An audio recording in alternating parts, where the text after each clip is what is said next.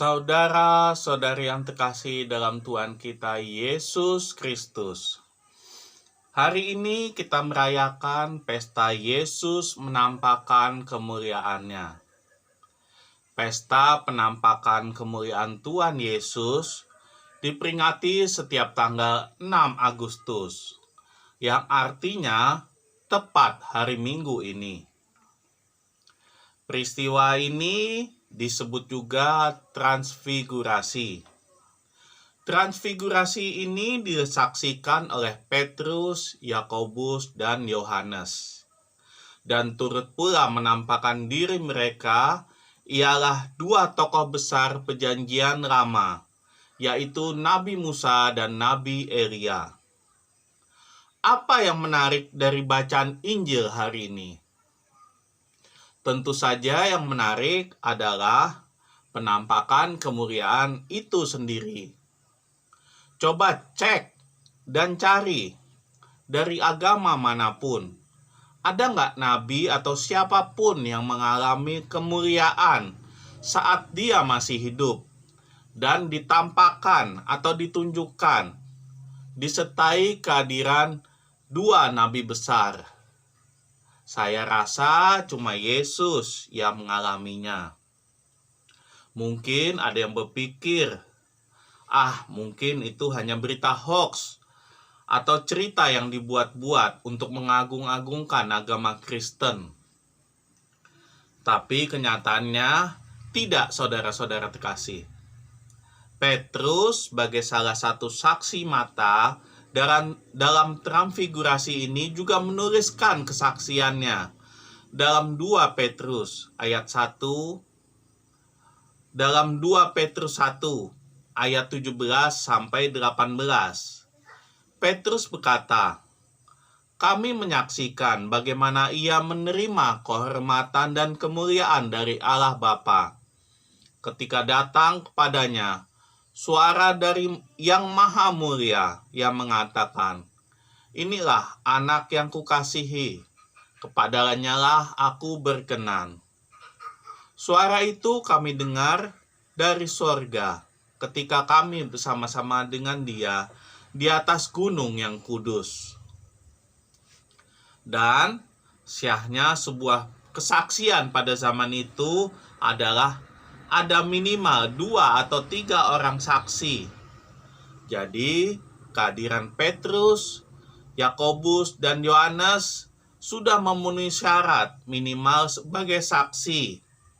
Jadi, bisa dipastikan peristiwa transfigurasi ini adalah nyata terjadi, bukan karangan, apalagi hoax atau berita palsu. Peristiwa ini juga ditulis tidak hanya dalam Injil Matius, tapi juga Injil Markus dan Lukas. Mari kita renungkan peristiwa transfigurasi ini.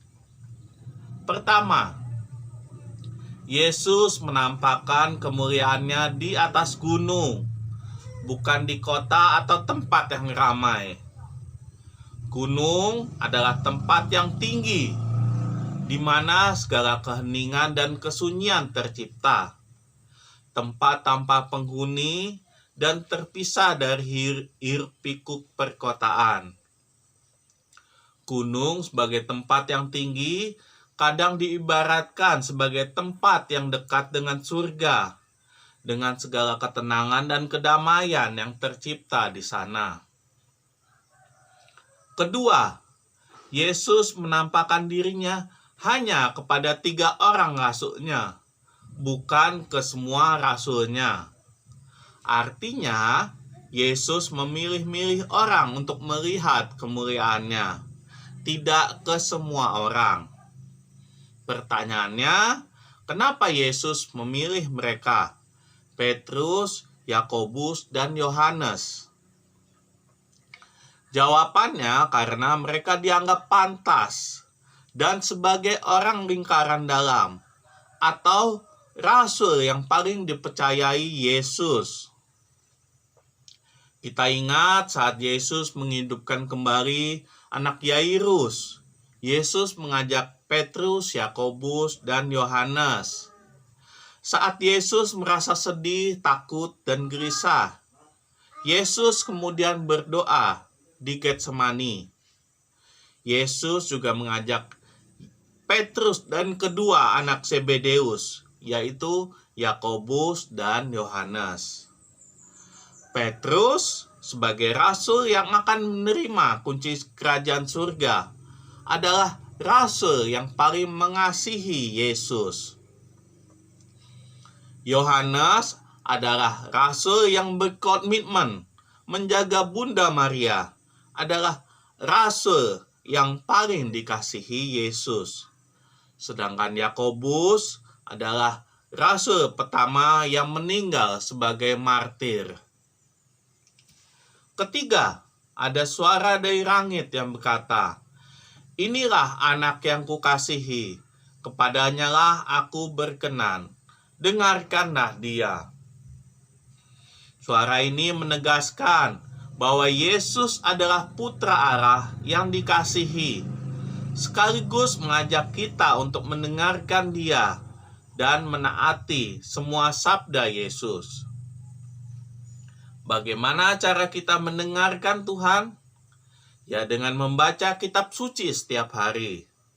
Karena pada kitab suci itulah kita dapat mendengarkan perkataan Yesus yang sejati setiap harinya. Sabda yang langsung keluar dari mulut Yesus. Apalagi sekarang banyak aplikasi-aplikasi pada smartphone untuk mendengarkan bacaan kitab suci hari ini. Contohnya e-Katolik. Atau minimal datang ke gereja pada hari Minggu untuk mendengarkan bacaan Injil hari itu. Dan juga mendengarkan khotbah pastor. Karena saya percaya khotbah itu asalnya bukan dari Romo Braka, tapi dari sabda Yesus sendiri. Dan permenungan pastor dengan dibantu terang Roh Kudus. Atau untuk tambahan renungan, bisa juga menonton dan mendengarkan renungan Mastri ini sebagai tambahan referensi akan sabda Tuhan sendiri, atau renungan-renungan lainnya. Kata-kata mendengarkan ini sangat penting, karena kita tidak hanya dituntut untuk mendengarkan, tapi juga untuk melaksanakannya. Karena iman tanpa perbuatan sama saja kosong. Bapak, Ibu, saudara-saudari terkasih, dari ketiga hal tersebut bisa dibilang itulah cara untuk kita melihat penampakan kemuliaan Tuhan kita Yesus Kristus. Suasana yang hening, terpilih, dan mendengarkan. Mungkin tak banyak yang mendapat karunia untuk berjumpa dan melihat penampakan Tuhan kita Yesus Kristus. Karena mungkin kita bukan orang-orang pilihannya. Tapi, apakah penting kita dapat melihat secara langsung dengan kedua mata kita penampakan kemuliaan Tuhan itu?